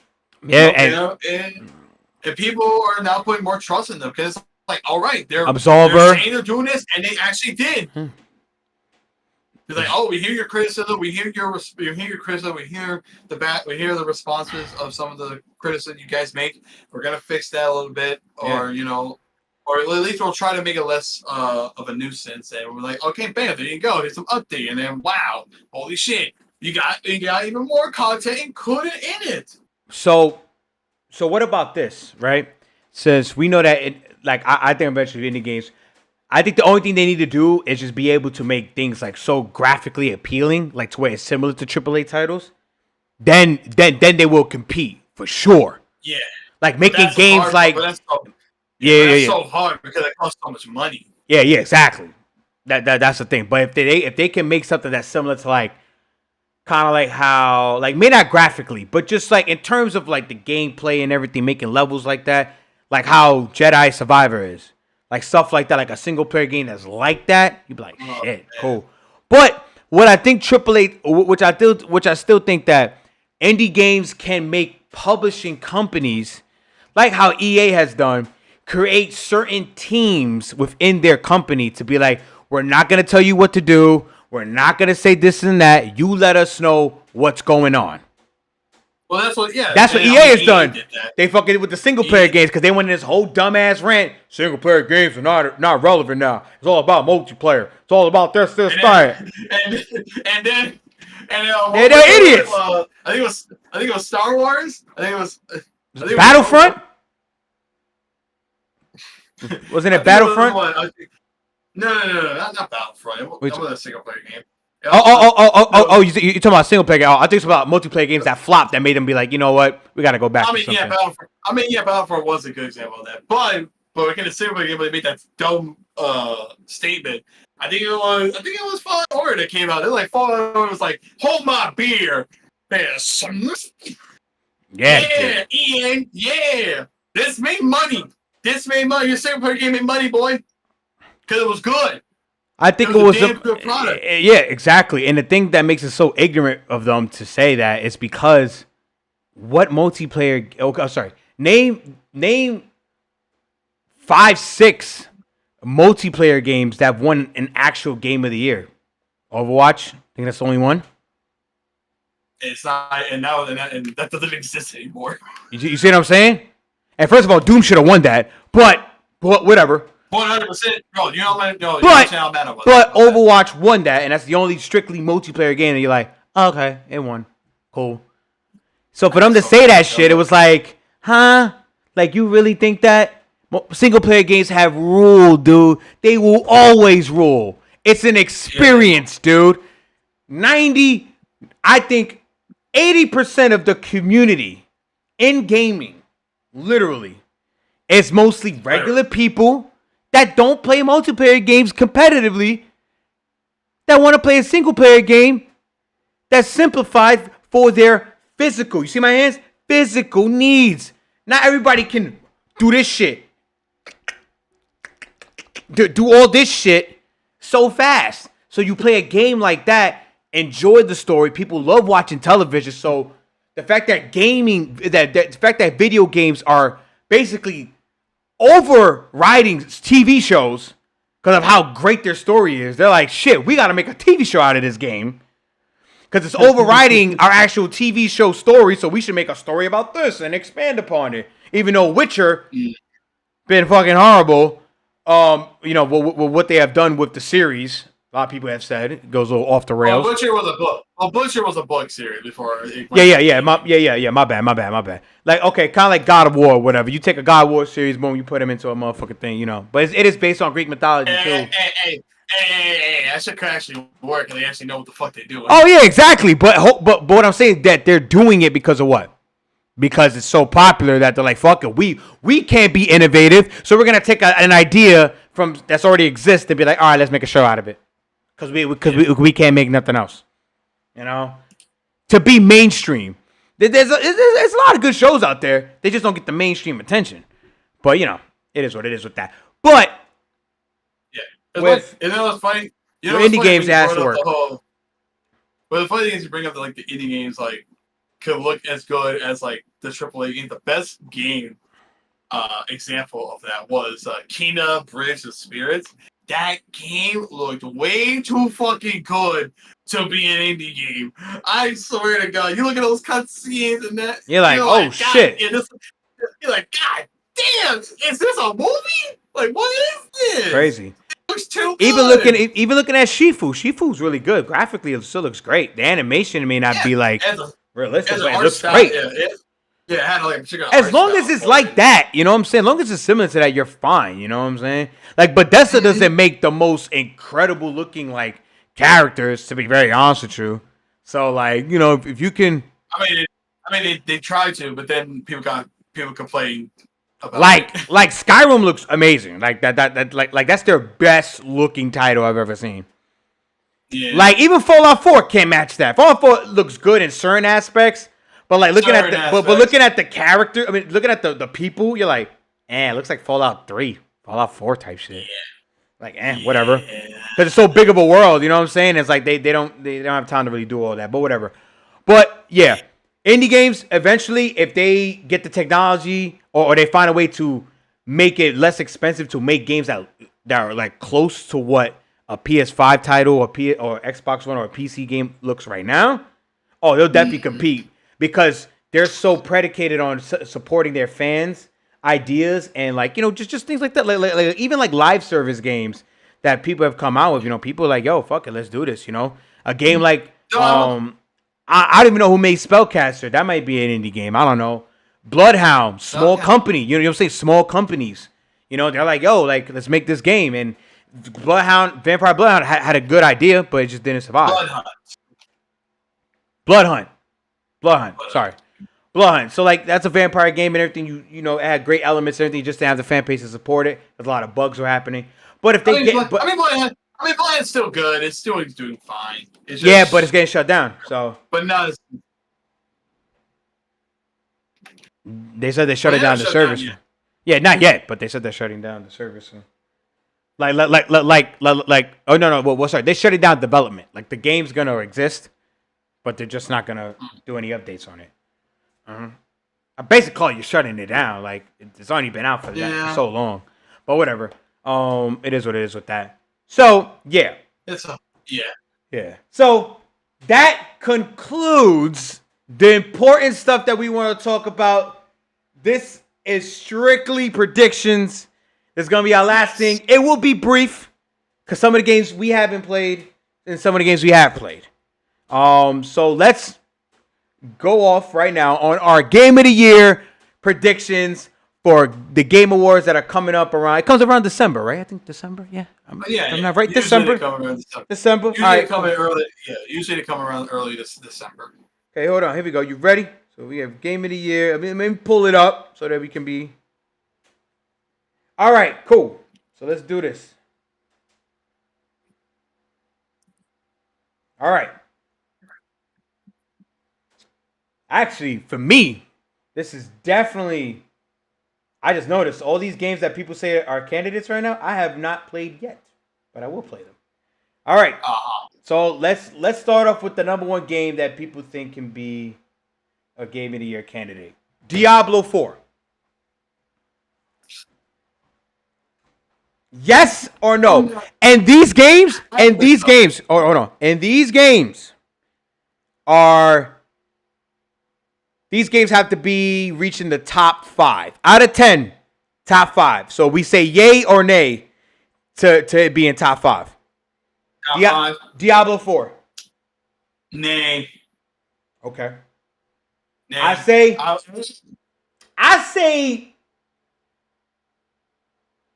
Right now, nay. I say nay.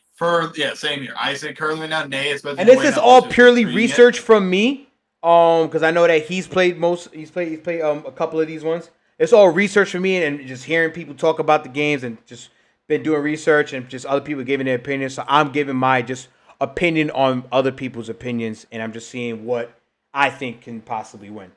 Yes. Final Fantasy 16. This is a game I will play, and we will do a review. We will do a review of this game after playing it for a while. Okay. Final Fantasy 16. Yay or nay? I say yay. I say yay. For the way it has responded to people and how they've been reacting to how the game is, yes. I think it's going to be a yay into the top 5 in that list. Yes, I think so too. I think Final Fantasy 16 will be top 5 because of the fact that It just looks great. I was like, no, What was that? I had doubt. I thought it was gonna be. I wouldn't say a disappointment, but I would say it probably would have been like, oh, it's not as good as people thought it would be because they revealed. Because I thought like, oh, they're revealing. Because I'm thinking like they're revealing too much. The game is so long, dude. It's like nowhere near. Oh, they're revealing too much. It's clearly not going to be it. But then they released a demo, and I played it. So good. Yeah, I saw the demo, and I'm like, okay, if they release a demo like this, and it's a prologue, and you get and it's saying your progression from the demo, I'm like, okay, they're confident. All right, they're confident. They clearly. And there's like a lore aspect while you're playing, like each dialogue interaction you go along with. There's like new things, and you're like, oh shit, let me look at the lore during it, read it, understand it. It's like, wow, this game is. And people say the protagonist is amazing. He's good. Clive, so good. You know what I'm saying? Like, damn. And then you got, the girl. I forgot the girl that's like basically like his girlfriend or whatever. Whatever. Yeah, I think it is. Yeah, I don't think that's his sister. I don't know full details of that. But I think it's Jill. She's great. Just playing the game, the fight scenes, and there's gonna be more like that. Oh my god. Yay for that. Yeah. I think it's going to be a yay. All right, next one. This game is going to be coming out in October. Spider-Man. Oh, bro, I'm already going to say yes. You know I'm going to say it's I think that game's going to be fucking top 5. It's gonna be this is biased. This is biased all the fucking way. Because, dude, the fact that they said that there's different story missions for Miles, different story missions for Peter, then there's bitches together. It's like, oh, dude, there's gonna be so much story involved. Imagine that there's certain side missions for certain Spider-Mans. Oh, that's definitely gonna happen. That's definitely gonna happen. You know, and you play just as them, and you just play against. Oh my, the world's gonna be too expansive. I'm gonna be like, fuck me. And we got the black symbiote, and we get the black symbiote, and they actually know how to fucking use a symbiote. It's not just him in a fucking black suit. It's literally him using the goddamn symbiote powers. Fuego. Thank you. Fuego. Oh my god. Yeah, I hate every time they use the symbiote. It's just him, and it's just a reskin. He's just. Yeah. Ugh. I hate that so much. I'm so happy they actually fucking thinking like, yes, use the symbiote power, the thing that makes it very exclusive. And what makes it great, and we'll go on to the next game, is that his attitude portrays the black suit. You saw it in the demo. He catches the dude when he's about to get hit, and he tosses his ass. I'm like, oh, that's attention to detail. He's more aggressive. Yes. More aggressive. Yes. I think that they were gonna do regardless, but the mannerisms and just how, like I said, I'm so like open to like I'm in detail like moments in the game where it's like, yo, dude, if you pay attention, you realize how much artwork they put into that character. Because the fact that he grabbed him and he tossed him and didn't care to even look back, it's like, oh my god, he's him. He is the symbiote now. He doesn't give a shit. You know what I'm saying? And the thing is that why you have the black. I'm him. No, exactly. But it's like, say you play the side missions and they go and you save them, right? You're like, oh, thanks, Spider-Man. All right, whatever. Like, oh my god, I love that. Like, he doesn't give a shit about anything, and it's like, wow, what the fuck? Like, this is cool. You're in a world where you're like, oh my god, they're doing this perfectly. He needs to stay like this when he's in the black suit. Awesome, bro. And then and hopefully it's not because he's only in the black suit. Hopefully once he's like out of it, he like still tries to like not crave the power that the symbiote has, and he's battling that like, oh, I want it. I feel more powerful as that, and he's battling himself. Oh, I'ma love it. Yay for Spider-Man 2. That's pure bias from both of us. Pure bias. Yeah, pure bias. Obviously, the game looks great though. All right, this next one. You've played this one. Right. I played this one because it's the remake, but Dead Space. I say nay. I think it's because it's a remake, but I never played a remake. So. I mean, that's a kid. I mean, by that argument, wouldn't you say Resident Evil 4 remake's a name? Yeah, I think it's an A too. Really? Just because of remakes? Yeah. I think. If you remake a game and you make it better than the original, then you should still count. But top 5 though. I don't know. Yeah. I'll still say that. Over the games that I see in this list, I don't know. Over Diablo 4, yes. No, watch. Just watch. You'll see. We already have 2 games on the list. One of them might make it. Because I'm being objective here. But I would say Dead Space. I would say Dead Space maybe is a name. Not because like the game wasn't great. It was just fucking fantastic. I gave it a 9 out of 10. I fucking love Dead Space 2 remake. But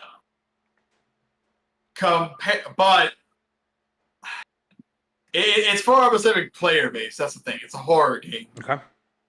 You know, it's a sci-fi horror game that's very kind of similar to Resident Evil. Mm-hmm. You know, so it's very much for a specific player base. So I'll say it's a name mainly because of that aspect.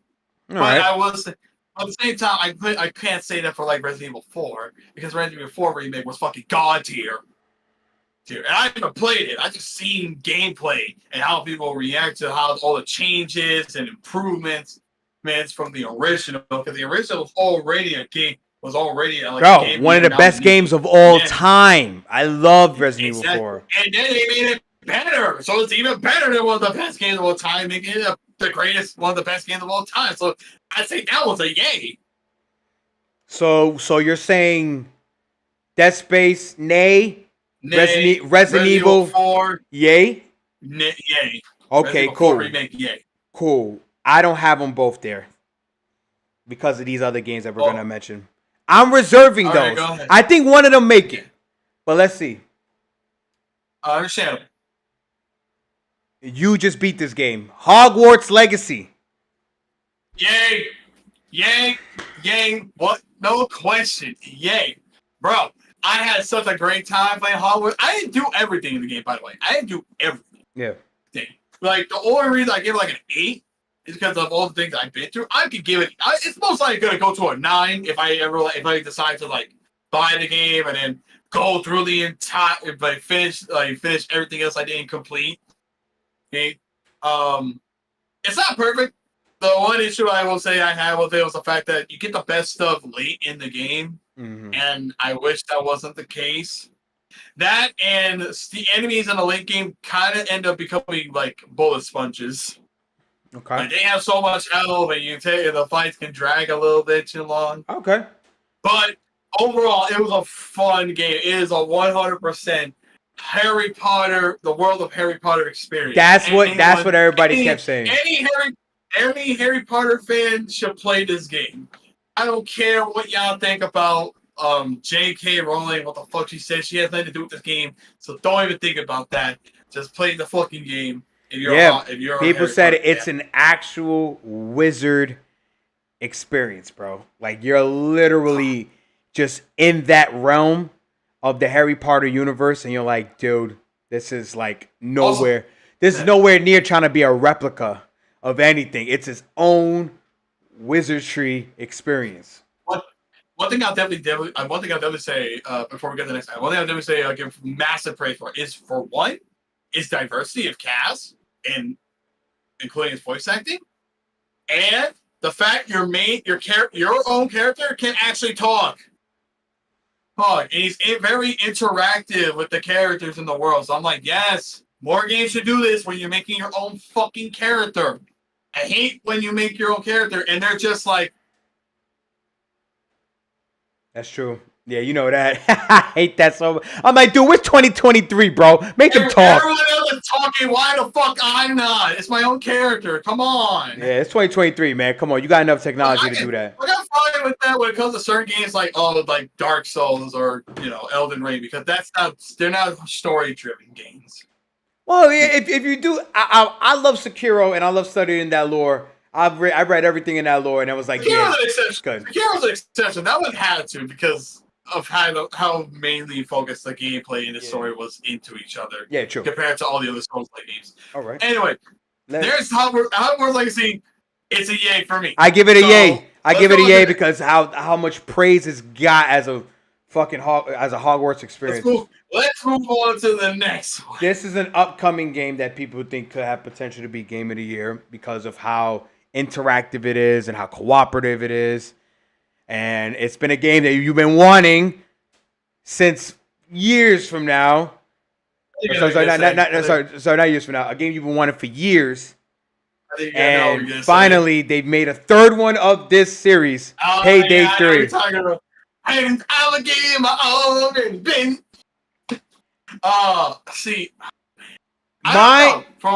this one is this was a skeptical one. Yeah, me too. I'm more half and half with it. Like it could be a yay. Yeah, it could be a nay. It could so hardly be a yay. Especially from the people who actually play tested it, and made videos about it, saying like, yo, this shit is about to be a banger.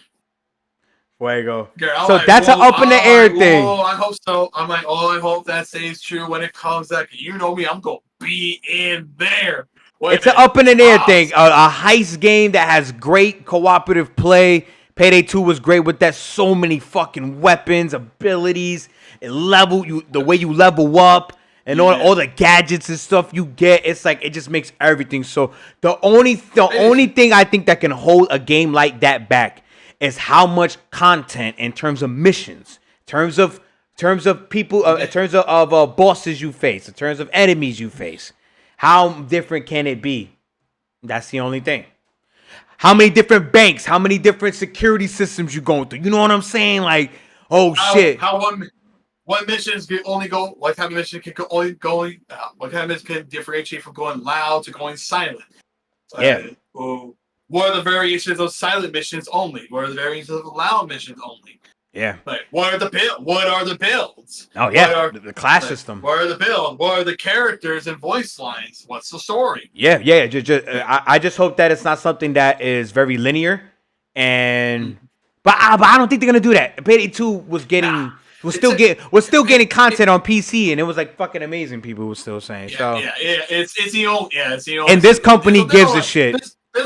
There's a lot of reasons why Payday 2 hasn't got any updates in terms of its console versions. I don't want to go into full detail of that, but but it's fine. Basically, yes, the PC version has it has all the content and has the best content. Now, one thing I want to say. Payday 3, but Payday 3, I have full confidence that Overkill can do it, and we've been waiting for this fucking game for so goddamn long when they first teased it. One more thing. So I'm gonna just be like, it's a song. I'm gonna just say, I'm gonna call it for right now. I'm gonna say it's a yay. Okay. I'm gonna say it's a yay. Ooh. Because I love Payday 2. It was such a great experience, and I'm just like, and I played the console version. I never played the PC version of Payday. Damn, what is that? 4 games for you now? I think that's 4 or 5 games. I think you already got top 5. Dude, this year has been amazing. This year has been amazing. This is easily going to be a great year. Let me see what you have. This has already been a really good year. This really has already been a really good year for gaming. Hold on. Let me see. Let's see what we have so far before we get to these last, 3 of them. No, I think it's 2 of them. Yeah. Diablo 4, I said nay. No. Diablo 4, I said yay. You said nay. Final Fantasy 16, I said yay. Spider-Man, I said no. Actually, no. Diablo 4, I said nay. We both said nay. Final Fantasy 16, yay. Marvel, I definitely said yay. Dead Space, you said yay. I said nay. So that's 3 games for you. Just count. Hogwarts, you said yay. Payday 3, you said yay. So you have 5 games already. Because you don't have. No. Sorry. You said Resident Evil 4 was yay. So that's already 3. Yes. So I gave, So with Payday 3, still, one thing I want to say about Payday 3 real fast, please have a night game. Let's start a night mission. Night mission with lasers and shit like that. Oh, Lord. Oh, I mean, Payday 2 had those. So they did? Oh, I don't play Payday 2. So I don't know. They're most likely going to be stealth missions, though. Okay. All right, so here we go. Last 3. I have Marvel. I have Marvel. I have Final Fantasy 16. You already have your 5. But I have my 5. there's a reason why you might. Change. There's a reason why. Yeah, it might change after these 3. Because I'm saying that's why I don't put Resident Evil and Dead Space. Remember, Star Wars Jedi Survivor. That's a yay for me. That's a yay for me. Yeah, that's a yay. This game is far more better than the first one. The only reason they said the story. The only reason why, like, it kind of had a backlash was because of performance. That's all. That's all it had. But they fixed that shit. They fixed that shit right away. That's only that hold it back. That's only that hold it back was the performance. But they fixed it right away. Banger of like banger. Star Wars game. Banger, bro. The protagonist, he's amazing. Yeah. I was watching gameplay of it.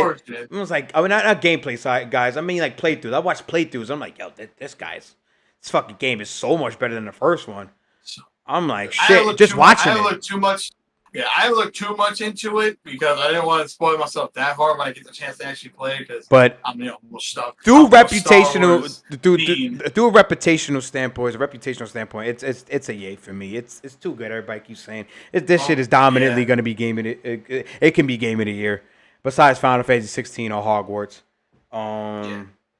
So that's what you see. So you have to change. So what are you taking out? I'll take Payday 2, Payday 3 out. Okay, still helping on Resident Evil 4. Only because it hasn't come out yet.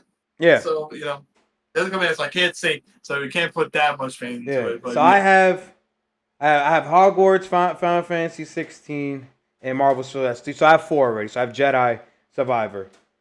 Next game. This one is coming out soon too. Mortal Kombat 1. That's a nay. That's a nay? That's a nay. Fighting games are never going to win Game of the Year. I'm sorry. Top 5? You don't think it'll be top 5? That's what I'm saying. Top 5. Game of the Year? No. Okay. So you do a top 5 like they can win it. Like they can really win it. Okay. I say nay right now. Because of that, not because it's a fighting game. I just don't know how the story is. Like the 2 new characters they introduced, which is they're not new. They're just same characters. They finally brought back Smoke, my boy. Smoke is finally back. Yeah. I'm so happy. And they also brought back Rain, and he's actually being a more essential character in the story, which I guess is cool. Yeah. But again, it's a fighting game. I don't think fighting games are gonna end up in like Game of the Year top 5. Well, because they're fighting games. They're subject to a specific genre, to a specific player base. Yeah. But that's why. So they'll be fine in the fighting game category in their list. Yeah. But not Game of the Year list. No. So you say nay. I say nay to that. But this is the only fighting game that I think will potentially win Game of the Year. Street Fighter 6. That's the last one on the list. Nay. I say yay. I say nay. I think... It's the same reason why I said for Mortal Kombat. It's a fighting game. I think with them implementing the story's not like the best, but the fact that the characters, the new system, the color, the graphics, the fighting looks so much more improved. It looks like a revolutionary fighting game. Again, like Street Fighter 4 did it, Street Fighter 6 is back to do it again. Dominating the scene. I think it will. I think it will win Fighting Game of the Year if Mortal Kombat doesn't become crazy with the story. Because Mortal Kombat has a really good story. That's why I say nay for now, because I don't know yet. That's the only reason why. Because Mortal Kombat has a way better story, because the combat looks amazing. So if the story's amazing, it's going to beat Street Fighter. It might not be Street Fighter because, Yeah. But I think it could be top 5. I guess. I still say I have one of those fighting games top 5 because I think they're that good. Because I don't think remakes are going to make it. Wait, yeah. Well, what about Tekken 8? We don't know when that's coming out. We don't? I guess when they said it's going to come out. Yeah, it's coming. I could have sworn. Hold on. Tekken. And it's saying no release date. Every time I'm seeing, they see characters. Tekken 8. Oh yeah, no. Oh, however, They haven't. wow. They haven't That makes officially it told so- us anything yet. Wow, it's anticipated. I to would be love for it to 2024. come out this year, bro. I'll be God, biased I all the forgot. fucking way, dude. I'll be biased all the way. I forgot it was gonna be 2024. It could be. Oh man, that sucks. Wow. Oh well. So now we got what? So what's your top 5 right now? I'm just remembering mine. Street Fighter 6, Jedi Survivor, Hogwarts, Survivor. Marvel Spider-Man Hogwarts, 2, and Final Fantasy 16. 16, and for me it was Resident Evil 4. Redo it again. Redo it again so they can hear you. Hogwarts Legacy.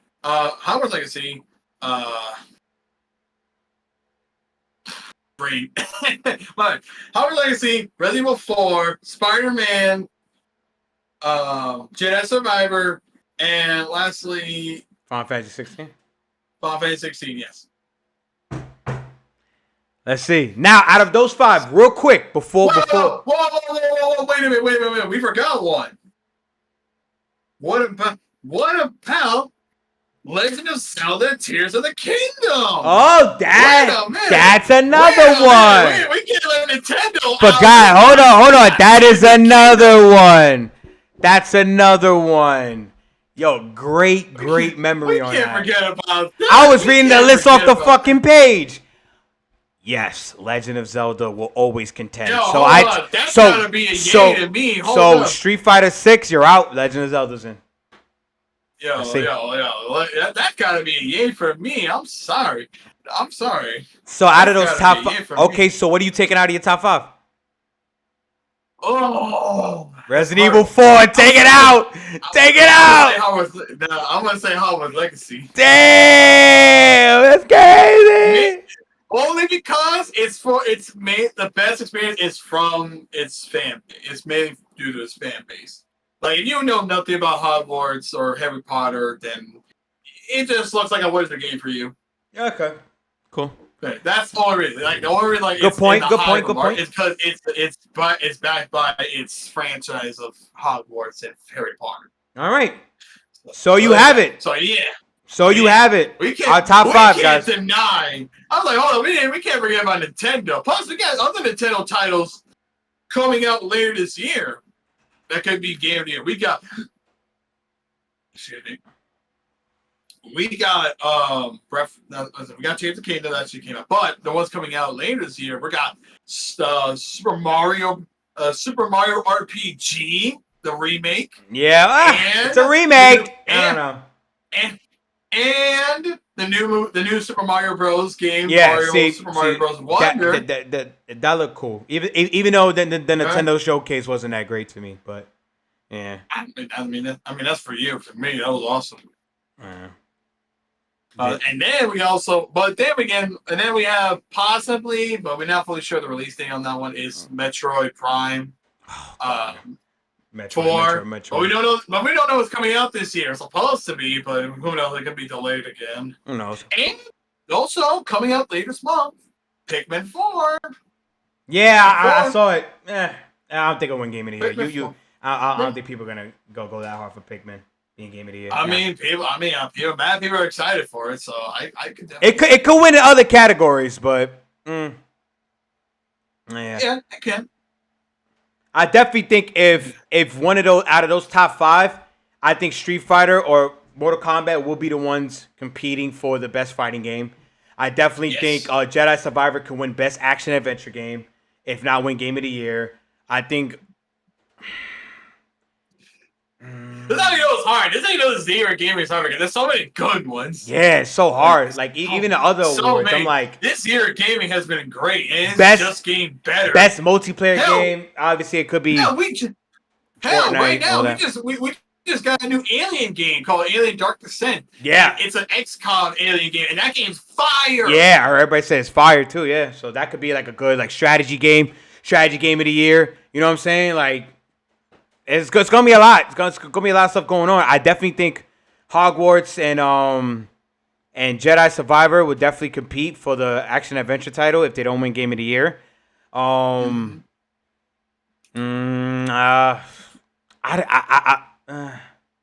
Best Best horror games. It could be Resident Evil and fucking Dead Space. You know, whoever got the best horror.